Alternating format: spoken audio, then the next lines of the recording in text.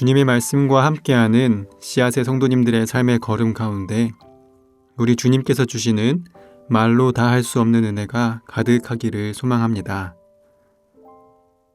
먼저 성령님의 임재와 도우심을 구하며 기도드리겠습니다. 자비하신 하나님, 주님은 주님의 언약을 결코 어기시지 않으리라 약속하셨습니다. 우리의 귀를 채우는 수많은 말들은 다 변하지만 주님만이 오직 변하지 않는 말씀으로 말씀하십니다. 저희로 하여금 주님의 그 말씀에 신실하고 순종하는 삶으로 응답하게 하옵소서. 예수 그리스도의 이름으로 기도합니다. 아멘. 하나님께서 오늘 우리에게 주신 말씀을 읽겠습니다. 먼저 구약 성경 예레미야 30장 12절과 17절의 말씀입니다. 나 주가 말한다. 내 상처는 고칠 수 없고 내가 맞은 곳은 치유되지 않는다. 그러나 내가 너를 고쳐주고 내 상처를 치료하여 주겠다. 이어서 신약 성경 요한일서 3장 5절의 말씀입니다. 여러분은 알고 있습니다. 예수 그리스도께서는 죄를 없애려고 오셨습니다. 그리스도는 죄가 없는 분이십니다.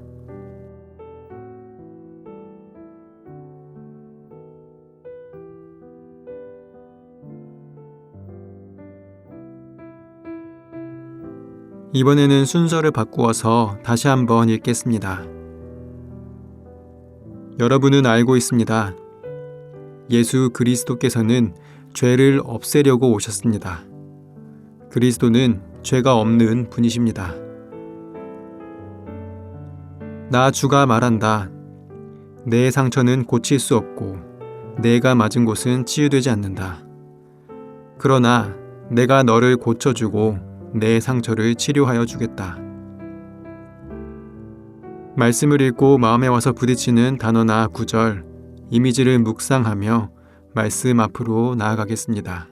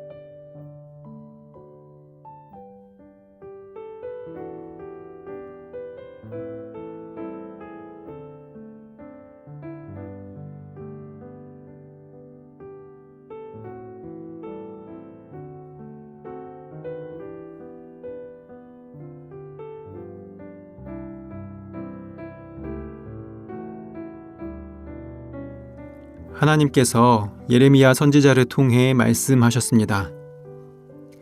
너의 상처는 낫게 할 수 없구나. 내가 얻어맞은 데가 심각하구나. 너의 다툼을 맡아줄 사람이 없구나. 곪은 데에 바를 약이 없고 새 살도 너에게는 돋아나지 않는구나. 너와 사랑을 주고받던 남자들이 다 너를 잊어버렸구나. 너를 돌보지 않는구나. 하나님께서 말씀하시는 이스라엘 백성의 상태가 무척이나 심각해 보입니다. 상처가 나을 수 없고 심각하게 맞았으며 약을 바를 수도 없어 회복이 될 수 없는 그러한 상태입니다. 그런데 그들이 이렇게 심각한 상황에 처하게 된 것은 다름 아닌 하나님의 징계 때문이었습니다. 원수가 때리듯이 내가 너를 때렸다. 혹독하게 징계했다. 너의 잘못이 많고 너의 죄가 엄청나기 때문이다. 내가 무엇이라 소리치느냐? 너의 상처 때문에? 너의 아픔은 낫게 할 수 없다. 너의 잘못이 많고 너의 죄가 엄청나기 때문이다. 그래서 내가 너에게 이런 일들이 닥치게 했다. 하나님께서는 이스라엘 백성의 죄가 많았기 때문에 당신께서 그들을 엄히 다스리고 징계하셨음을 밝히셨습니다. 마치 그들의 부모가 되신 것처럼, 잘못한 아이를 엄히 꾸짖는 부모처럼 하나님께서 이스라엘 백성을 벌하셨습니다. 부모가 자녀를 벌하거나 꾸짖고 훈육할 때는 그 자녀의 잘못이 사라지길 바라는 마음이 아닙니다. 꾸짖음을 통해 자녀의 잘못된 행동이 사라지리라 생각하지 않습니다. 오히려 그들이 그 행동을 통해, 그리고 부모의 훈육을 통해 교훈을 얻고 바른 길로 나아가길 바라는 그러한 마음일 것입니다. 그렇게 해서 자녀가 바른 사람이 되기를 바라는 마음, 자녀를 향한 사랑이 부모의 마음 가운데 가득할 것입니다. 하나님 역시 그러하십니다. 하나님께서는 이스라엘 백성의 죄가 사라지리라 생각하지 않습니다. 오히려 선지자를 통해 더 엄하게 그들의 죄를 선포하고 꾸짖으십니다. 하지만 그럼에도 불구하고 그들을 향한 하나님의 사랑은 끊어지지 않습니다. 그러나 너를 잡아먹는 사람들은 모두 잡아먹히고 너의 적들은 모두 다 사로잡혀 갈 것이다. 너를 터는 사람들은 털리게 되고 너의 것을 빼앗는 사람들은 빼앗기게 될 것이다. 내가 너한테서 새 살이 오르게 해주고 내가 얻어맞은 데를 낫게 해주겠다. 마치 호된 꾸짖음 후에 품에 꼭 안아주는 부모처럼 하나님께서는 이스라엘 백성을 엄히 징계하신 후에 그럼에도 불구하고 사랑하는 그 사랑으로 그들을 회복시켜 주시고 살려주시리라 말씀하십니다.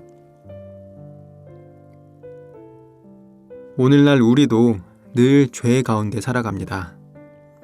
큰 틀에서 보았을 때 죄는 하나님의 말씀에 순종하지 않는 모든 것이라 할 수 있습니다. 최선을 다해 노력하며 살아가지만 하나님을 잊고 살아갈 때가 많습니다. 또 이 정도는 괜찮겠지라고 생각할 때도 많습니다. 하나님은 이것 다음에 라고 우선순위를 잘못 매기는 경우가 있습니다. 이렇게 죄인된 우리의 삶 가운데 하나님께서 당신의 사랑을 선포하십니다. 하나님께서 사랑하신다고 하나님의 자녀가 되었다고 해서 우리의 삶이 지금 당장 의인의 삶이 되는 것은 아닙니다. 우리는 늘 죄 가운데 살아갑니다. 항상 하나님께서 바라보시는 것과 우리의 삶에는 간극이 존재합니다. 그러나 그럼에도 불구하고 사랑하시는 하나님의 사랑이 그 허다한 죄를 덮습니다. 이러한 사랑으로 죄 없으신 예수님께서 십자가에 달려 돌아가셨습니다. 죄의 많음과 죄를 덮는 사랑, 죄 없음과 죄인들의 상징인 십자가, 이 역설이 곧 하나님의 위대한 사랑을 나타냅니다. 오늘 하루 성도님들의 삶에서도 이러한 사랑을 가득 경험하시길 바랍니다. 그럼에도 불구하고 사랑하시는 하나님의 사랑, 역설의 사랑이 여러분의 삶을 바로 세우는 귀한 은혜에 가득하기를 소망합니다. 함께 기도하겠습니다. 사랑의 하나님 아버지, 주님께로 나아갈 수 없는 저희를 붙드셔서 주님 앞에 서게 하시니 감사를 드립니다. 고칠 수 없는 상처로, 치유되지 않는 아픔으로, 용서받을 수 없는 죄악으로 주님으로부터 멀어졌던 저희가 그럼에도 불구하고 사랑하시는 주님의 사랑으로 인해 다시금 주님 앞으로 나아갑니다. 항상 주님의 그러한 사랑을 잊지 않고 감사하며 살아가는 삶 되게 하여 주옵소서. 예수 그리스도의 이름으로 기도합니다. 아멘. 계속해서 말씀 가운데 잠잠히 머무르며 주님의 음성에 귀를 기울이실 때 오늘 주님께서 주시는 말씀과 더불어 다음의 묵상 질문을 통해 주님의 말씀에 집중하시면 좋겠습니다.